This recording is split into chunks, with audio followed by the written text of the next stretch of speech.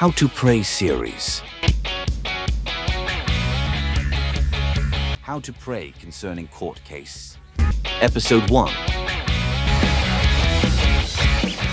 Alright, so if you have ever read my book, School of Prayer, before, you'll discover that we treated in that book the difference between praying for men and then praying for things that do not involve men. If your prayer is tailored towards things that involves men, the way you pray is different from when you are praying for things that do not involve men.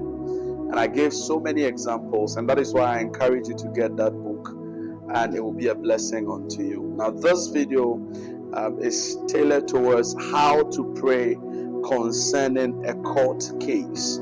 For example, if you have a court case involving anything at all, maybe the thing is true, maybe the thing is false, whatever be the case. So when you have issues that involve men, the way you pray about it is different from when you have issues that does not involve men. For instance, if you are praying for healing for your body, it's not the same as praying for an issue like a court case.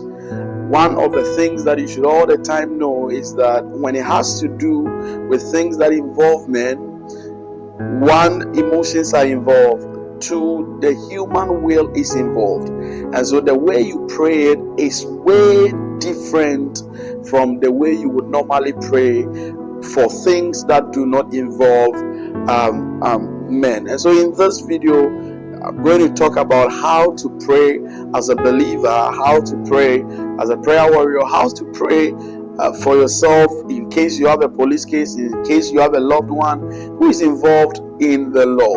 Now, in these situations, like I said earlier, that because human emotions involved and because human will is involved, you have to be very careful in the way you pray.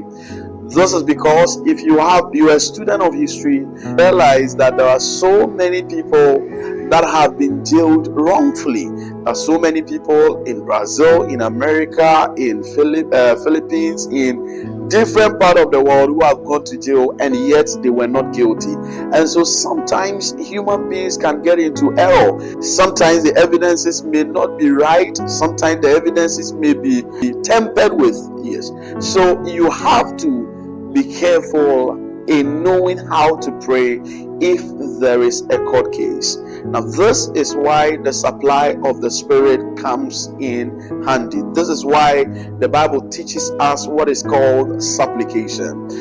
Paul said the other day that be anxious for nothing, but in all things by prayer and supplication, let your requests be known. By prayer and supplication.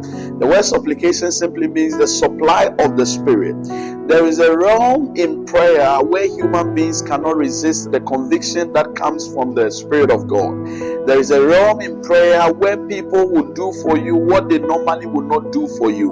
When you have a court case, you don't just make declarations and go and sleep. When you have a court case, that's not the time to say, I claim victory. No. You will keep claiming and claiming, and yet the case might go against you. When you have a court case, what you ought to be doing extensively is to pray in the Spirit and pray consistently. When you have a court case, you need to learn to engage tongue speaking all the time, because human beings can act very funny at times. Sometimes you may think the issue is going this way and it may go against you. This is why it is very important, and I believe that this is one of the major reasons why God gave us the gift of tongue speaking. Tongue speaking has a way of releasing conviction onto people. And so in court cases, what you ought to do is simple. First of all, get the parties involved, especially the judge involved. Listen to me, you should learn to pray for people.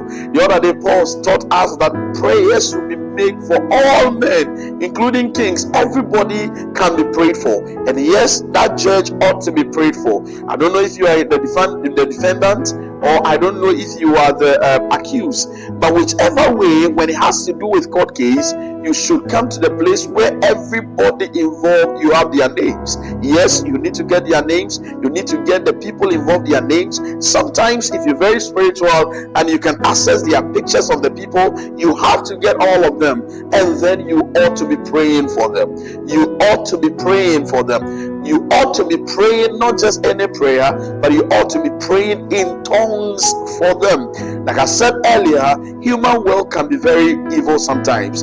Human beings can hate you for no reason. Sometimes you may be guilty, and through your prayer, God can intervene. Sometimes you may not be guilty, and yet without prayer, you may be jailed and get into certain places you don't want to get to. And so always forget that when you have a court case, number one, you should learn to pray in tongues. Number two, you should learn to pray in tongues consistently. Number three, you should learn to pray for the people involved, especially the judge sitting on the case. Don't just go there crying, hoping that they will have mercy on you. Don't just go there crying, hoping that, they will say that your crying will move them. There are some people, the more you cry, the more they are not happy with. The Bible speaking the other day says, when the Spirit comes, it shall convict the world. There is a realm of conviction the Holy Spirit comes with. And that realm of conviction, when it comes with it, human beings cannot resist it. People who don't like you can begin to like you instantly because you engage the gifts of the Spirit, because you engage in tongue speaking. People who don't want to see your face can fall in love with you just by the instrumentality of praying in tongues. So many years ago, I had an issue, a very serious issue, that made different police people visit my church. At that time, my church was our branch in Eastern Region had begun afresh, and so a whole lot of things were going on. And that was the time that I was studying so much on the concept of prayer. When I began to understand this reality as revealed to me by the Spirit of God, I began to engage in tongue speaking.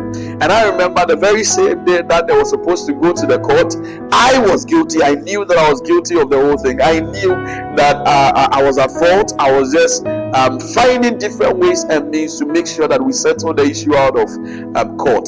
Through prayer and consistency in understanding how the things of the Spirit works, I received a call from Caicos, and the people had to meet me, and then the people were surprised. The way the whole thing turned out, it was very surprising. And so different places in Nigeria, in Dubai, I've met people, and this principle has worked for them. Listen to me, the Spirit of God is a powerful spirit, and there is a reason why God gave tongues to the believer.